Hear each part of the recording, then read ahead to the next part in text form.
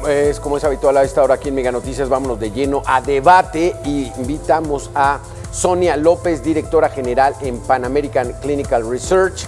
Gracias por estar con nosotros, y Andrés Castañeda, coordinador de salud y bienestar de Nosotros. Gracias, Sonia, gracias, Andrés, por estar con nosotros. Alberto, hola, buenas tardes. Hola, Andrés. Sonia, era la crónica de una muerte anunciada. Muchas veces hablamos en este espacio, en Mega Noticias en general, del asunto del INSABI. Vamos desde el principio para ubicar a la gente. O sea, ¿cuál fue el motivo principal de la actual administración federal de deshacerse del Seguro Popular? ¿Estaba tan mal? ¿Era tan fallido? ¿No daba cobertura universal como pretendía hacerlo? ¿Qué fue lo que pasó con el Seguro Popular? Pues el Seguro Popular se crea en el 2003 con una modificación en la Ley General de Salud, donde se prevé que este Seguro Popular lo que va a hacer es, coordinado por la Comisión Nacional de Protección Social en Salud, pues rectoría, financiamiento y prestación de servicios, ¿no? La prestación de servicios se iba a hacer a través de los servicios estatales de salud en cada estado de la República, donde el Seguro Popular o la comisión firmaba un acuerdo con cada estado sobre el dinero, la financiación, etcétera. El Seguro Popular siempre fue una financiadora, eso es muy importante y que algo que tenemos que entender. No era como tal el que iba a proveer los servicios, sino el financiador de esto, ¿no? Y también incluso surge en el Seguro Popular este fondo de protección contra gastos catastróficos. Exacto. Que pues se encargaba básicamente de todos los gastos que ¿Esto qué significa, Sonia? Permíteme que te interrumpa, Sonia. ¿Qué significa que era una financiadora? Explícanos un poquitito. Porque entonces el Seguro Popular lo que hacía es que uno se apuntaba en el Seguro Popular y escogía dónde recibir su atención médica. El hospital recibía esos recursos y era el que daba la atención. Podía ser del ISSSTE, podía ser del Seguro Social, podía ser del sector salud. Explícanos, ¿por qué era una financiadora? Okay. La financiadora es el que paga, pues, ¿no? Y era exclusivamente o directamente para personas sin ningún tipo de derechohabiencia, para personas que no estaban en IMSS, ISSSTE, Pemex, Sedena, Semar o en algún tipo de servicio de salud, ¿no? O sea, entonces a eso se refiere con esto de la financiadora. A lo que me refiero es que como tal el Seguro Popular no tenía un hospital o un centro de atención para los pacientes, sino que todo esto se hacía a través de las secretarías de salud estatales, a través de los servicios de salud estatales. Entonces yo no tenía IMSS o ISSSTE, ¿no? Que son pues los más grandes que tenemos en el país. Entonces yo iba, me acercaba al centro de salud o me acercaba a las oficinas de la Comisión Nacional de Protección Social de Salud, pues el Seguro Popular, y me apuntaba, ¿no? Dejaba yo ahí mis datos, mi CURP, etcétera, y después yo ya podía acudir a los servicios de salud a recibir la atención. Exacto. ¿No? O sea, no era solo para o sea, es justamente para gente no derechohabiente, ¿no? Entonces lo que se hacía es el dinero bajaba de la federación a los estados a través de estos, bueno, el fondo catastrófico, el seguro siglo XXI, y que era para menores de edad, ¿no? O sea, para niños pequeños. Entonces ahí se hacía esta cobertura de los servicios. Esa es la idea. El Seguro Popular firmaba un convenio con los estados y a través de eso se bajaban estos recursos, ¿no? Entonces no es como que tú escogieras, o sea, voy al IMSS, al ISSSTE, sino yo no tengo ni IMSS ni ISSSTE, con Seguro Popular me voy a atender, ¿no? Entonces exacto. Esa era un poco la idea, y también esta pues descentralización de los servicios, que cada estado, cada secretaría es responsable pues de la atención de sus de su persona que vive ahí. Sonia, pues no estaba tan mal, ¿no? Ese esquema. Desde 2003, Julio Frenk, entonces secretario de Salud Federal, fue el que hizo esta estructura que incluso copiaron en algunos otros países, Andrés Castañeda, pero ¿cuál era lo malo del sector del Seguro Popular para desaparecerlo 15 años después de estar vigente? Mire, primero hay que decir, Alberto, que el Seguro Popular no fue el mismo durante con toda su vida, literalmente, ¿no? El Seguro Popular del 2005 no es el mismo Seguro Popular del 2016. Había fallas, por supuesto, y se iba trabajando en mejorar estas fallas. Había problemas con el manejo y la transparencia de los recursos, que se fue subsanando, etcétera, etcétera. Y teníamos datos también de evidencia en cómo se había disminuido el gasto de bolsillo, había evidencia de cómo había mejorado la cobertura. Todavía hay que decirlo, todavía había muchas personas sin acceso a los servicios de salud. Es decir, había mucho trabajo por hacer. Pero se decidió de manera quizá ideológica, ¿no? Más que desde un punto de vista técnico racional, se decide deshacernos del Seguro Popular con sus fallas y sus aciertos y partir de cero, ¿no? Y un poco eso fue el problema. Lo que se hizo fue, en la reforma del 2019, literalmente borrar de la Ley General de Salud todo donde aparecía Seguro Popular o el Sistema de Seguridad de Protección Social en Salud, perdón, que es como se llamaba realmente. Y entonces ahí es donde nace el INSABI. Pero con una copia, o sea, el INSABI intentó copiar un poco el Seguro Popular o de plano traía otra estructura. ¿Cuál era? Sonia. Pues justo sí. Ese fue.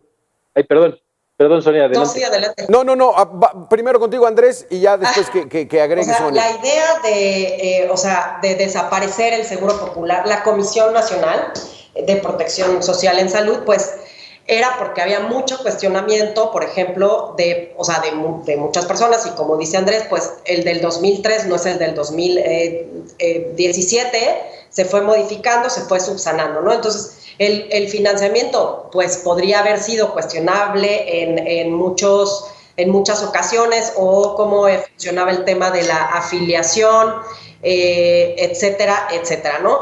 Ahora, la idea del INSABI se supone que venía a sustituir al Seguro Popular.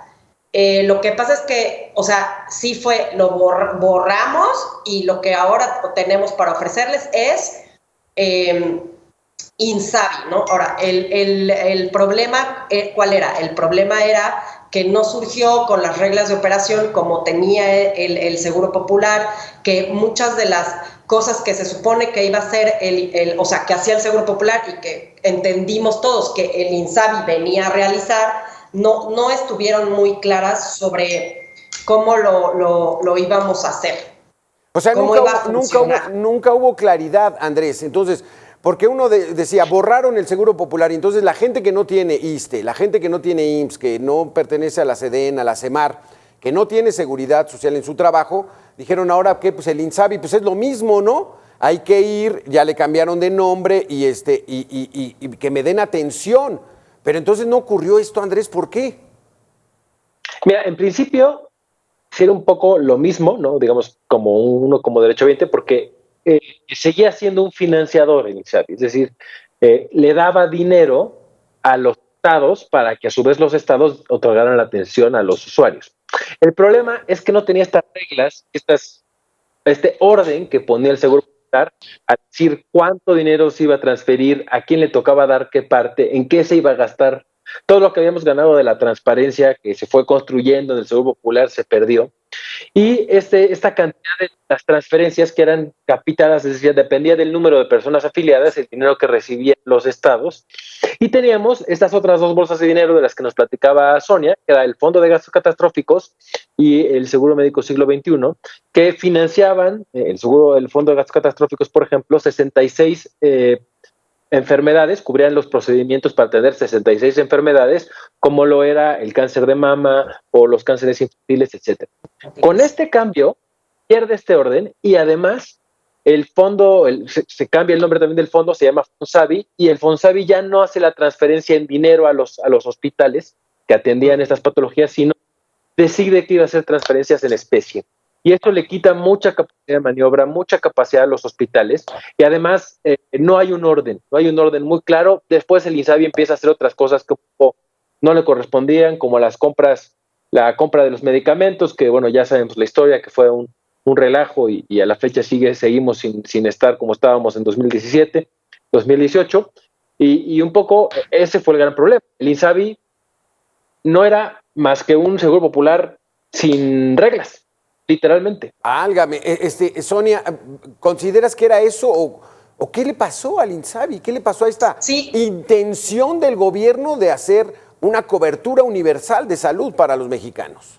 Sí, o sea, lo que se publicó sobre el INSABI es que iba a proveer y garantizar prestación de servicios de salud a todas las personas que no tuvieran ningún tipo de seguridad social, esta cobertura de la que hemos estado hablando, incluidos pues extranjeros, sin importar su estatus migratorio, ¿no? Entonces, la idea era que el INSABI iba a celebrar convenios o acuerdos con las entidades federativas para así garantizar estos servicios de salud y medicamentos, ¿no? Ahora, la realidad, como bien dice Andrés, es que eso no se vio como estaba planeando en este diario oficial, incluso estaba realizando acciones y actividades que, por ejemplo, el Seguro Popular no hacía y que incluso el INSABI pues no tenía claro que las tenía que hacer, ¿no? Entonces, ahora, con esta sustitución del INSABI por el IMSS Bienestar, pues creo que la pregunta es un poco qué va a pasar, ¿no? El IMSS Bienestar sí tiene reglas de operación, el IMSS Bienestar es un organismo descentralizado, pero en el cual, o sea, cuando se cambió el Seguro Popular por el INSABI, pues seguimos viendo, por ejemplo, deficiencias en la adquisición de los medicamentos, materiales, insumos, ¿no? O sea, deficiencia en esto, retrasos de la logística, de la entrega, de la distribución en muchos de los estados donde pues firmaron con el INSABI, ¿no? Entonces, ¿Qué esperamos con este tema de qué esperamos ahora con el IMSS Bienestar? Porque de puro nombre, Andrés Castañeda, Sonia López, pues va a confundir. Porque el Seguro Popular, pues decía uno, bueno, no es el sector salud, es el Seguro Popular, y podía uno tener servicio en distintas instalaciones del sector público de salud. Pero ahora le pusieron el INSABI y uno dice, pues bueno, es más de lo mismo. No fue así. Y ahora el IMSS Bienestar, porque entonces la gente va a decir, no, pues yo tengo que ir al IMSS. No, pues te toca en el ISSSTE. Pues, pero ¿cómo si se llama IMSS Bienestar? Pero con eso y más regresamos, Andrés Castañeda, Sonia López, tan solo en 2 minutos. Andrés Castañeda, yo sé que tú eres más optimista que el diputado Chertorivsky. Hay que darle una oportunidad al IMSS Bienestar porque nos dicen que va a funcionar. ¿Cómo lo ves? ¿Va a funcionar el IMSS Bienestar? Bueno, me gustaría pensar que sí, ¿no? Tiene muchos retos por delante y hay algunas cosas que tenemos que trabajar. En primero, un poco para que el público lo entienda, esto está cambiando el modelo completamente. El modelo de la atención antes era un modelo descentralizado en donde cada estado se hacía cargo de la salud de su población no derechohabiente, y estamos pasando ahora a un modelo centralizado en donde, así como el IMSS federal atiende todos los IMSS de los estados, pues ahora lo mismo, los servicios estatales de salud van a pasar a formar parte del IMSS Bienestar, ya sea a través del programa IMSS Bienestar o a un organismo descentralizado que crearon, que también se llama IMSS Bienestar, y a través de esto se va a dar la atención a la población en general. En principio, las personas van a poder seguir yendo a su centro de salud, al que iban siempre, al hospital regional o al hospital rural que acuden normalmente, pero ahora lo va a administrar el IMSS Bienestar y el IMSS, ¿no? Desde la federación, ¿no? Este es un nuevo modelo. Ahora, esto positivo en el sentido de que el IMSS tiene muy buena experiencia, tiene protocolos, tiene sistemas que han probado a funcionar, va a llevarnos a un sistema más homogéneo, ¿no? Teníamos, por ejemplo, sistemas de salud como el de Guanajuato, que es muy buen sistema de salud, comparado con un sistema de salud como el de Tabasco, Veracruz, que dejaba mucho que desear.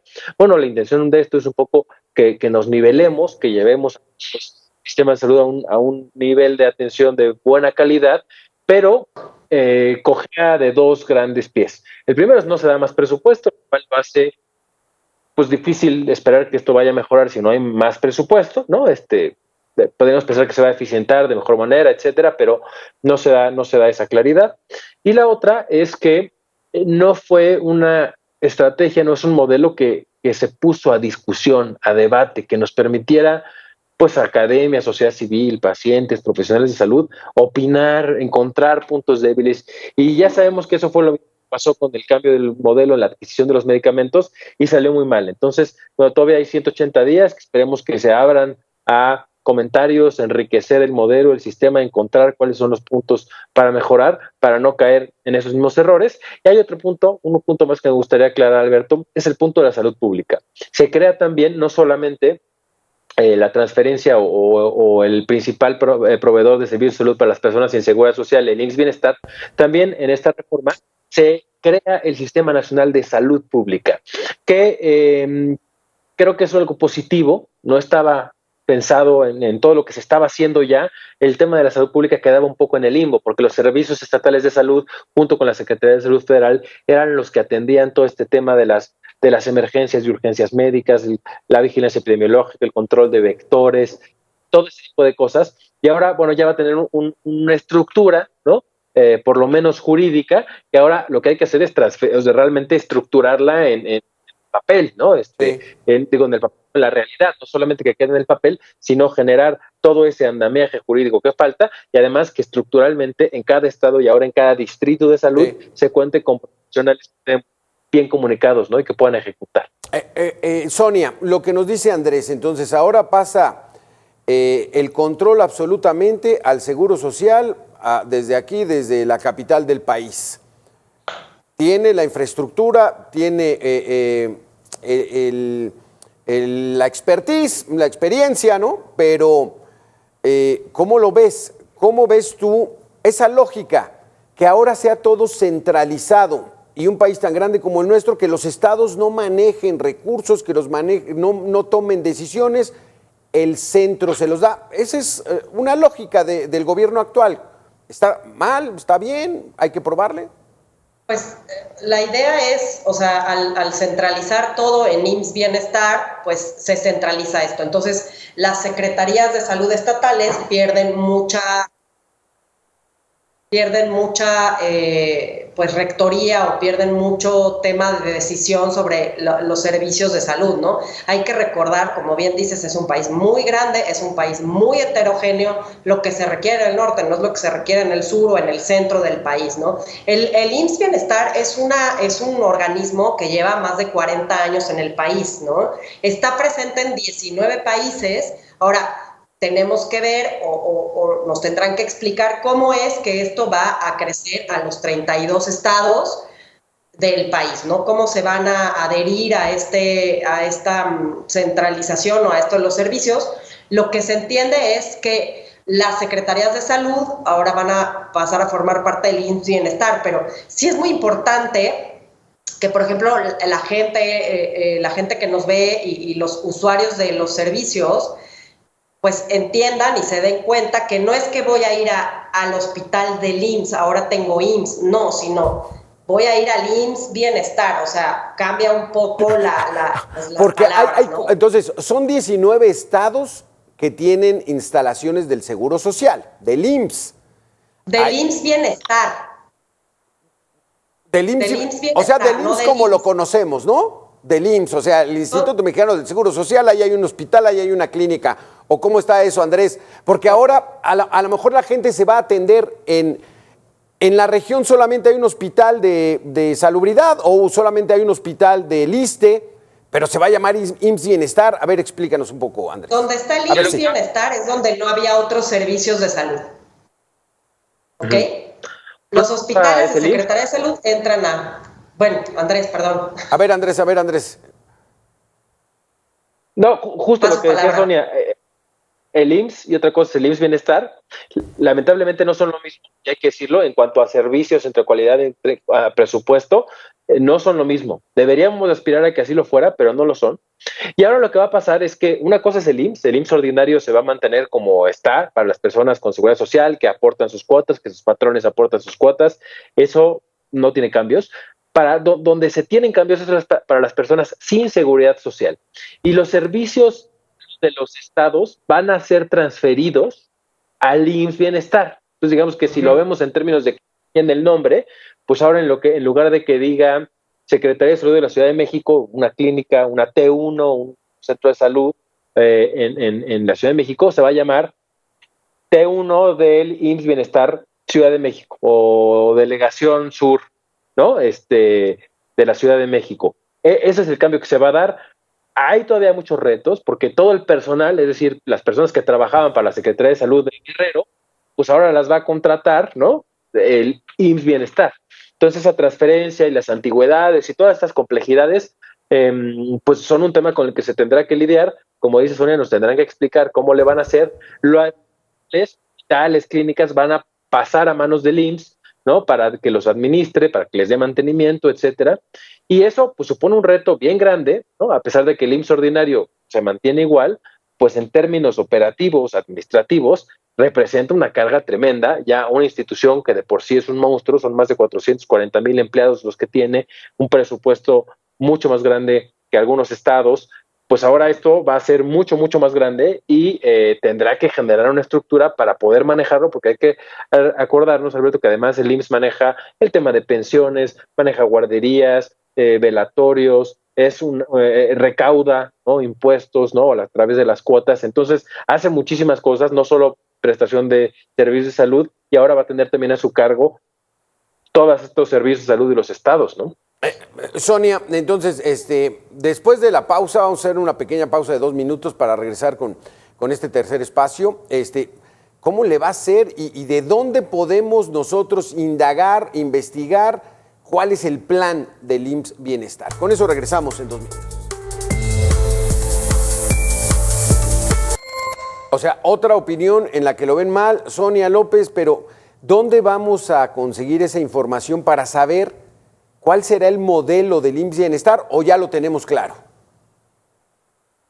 Pues tenemos que esperar a que se tiene que modificar, por ejemplo, las reglas de operación, que IMSS Bienestar tiene reglas de operación, pero se tiene que modificar porque pues va a pasar a ser otro tipo de institución muy diferente a la que está haciendo o a la que lleva 40 años haciendo, ¿no? Eso es muy importante de tener. Ahora, cuando uno revisa la propuesta que se hizo en la Cámara de Diputados ayer, pues todavía no está todo de cómo se va a hacer, cómo lo van a hacer. Entonces tenemos que esperar a que salga en el diario oficial publicado cómo es todo el camino que va a seguir este IMSS Bienestar, que se convierte en algo que surgió para lugares donde no había servicios de salud, que surge principalmente como como servicios de atención primaria, servicios básicos, servicios de prevención, a formar parte, pues, o hacer como las secretarías de salud de los estados, ¿no? Las cuotas a los servicios de salud pues no existían, ¿no? Ahora siguen sin existir y con esto van a hacer que realmente pues no existan esto de que tú tienes que pagar por estos servicios que reciben, pero pues tenemos que estar pendientes de estos 180 días que tiene la Secretaría de Salud para contestar, hacer las modificaciones que se requieren a estas reglas de operación que ya tienen, ¿no? Y de hecho ya se publicaron el año pasado cómo iban a empezar a trabajar o cómo iban a seguir trabajando bajo el esquema de IMSS Bienestar.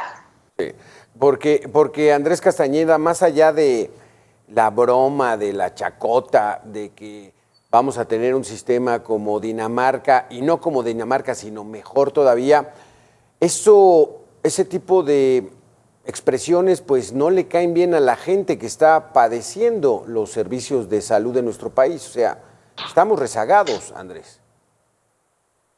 Sí, sin duda, tenemos un rezago bien importante. Además, digo, se reconoce el fracaso del INSABI, pero el fracaso no solamente no avanzamos, sino le hicimos cangrejos, nos fuimos para atrás en varias materias de salud, temas de diagnósticos de enfermedades transmisibles como tuberculosis, VIH, sífilis, hemos ido empeorando, el control de los pacientes de enfermedades crónicas, en la distribución de métodos anticonceptivos, en el acceso a los medicamentos, se cruzó además la pandemia, es decir, estos errores vinieron en un momento además muy desafortunado, y hay una deuda importante de la administración pública en la ciudadanía. Y también la ciudadanía tenemos que encontrar espacios de participación en donde se escuche la voz de las y los pacientes, de las y los profesionales de salud, para participar activamente, no solamente digamos, estar ahí, recibir, sino participar activamente en la mejora de este sistema de salud que pues es de todos y de todas, ¿no? Porque además, hay que decirlo, cuando falla el sistema de salud, por un lado vemos que por el otro lado proliferan los servicios privados que segregan, que aumentan la inequidad. No necesariamente son malos, pero sí son un reflejo de cómo nos están satisfaciendo las necesidades y las personas tienen que satisfacerlas de manera privada, de acuerdo con la necesidad económica, y por otro lado, pues no está satisfaciendo las necesidades de las personas, y esto tiene consecuencias en la salud de la gente. Exacto. Sonia, nos quedan unos cuantos segundos.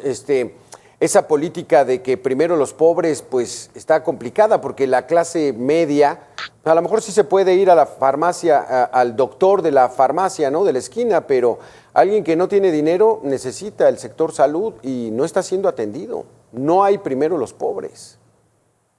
Así es, o sea, mucha gente puede darse este lujo o esta pues de ir a atenderse a un consultorio anexo a una farmacia, pero la mayoría de nuestra población, pues que según las últimas cifras son pues, 50 millones de personas que se supone que no tienen ningún tipo de derecho a biencia, ¿no? O sea, puedo estar equivocada en la cifra, pero hay muchas personas desprotegidas y necesitamos un sistema de salud que esté claro, no importa cómo se llame, ¿no? Sino que esté claro y que atienda a la población, ¿no?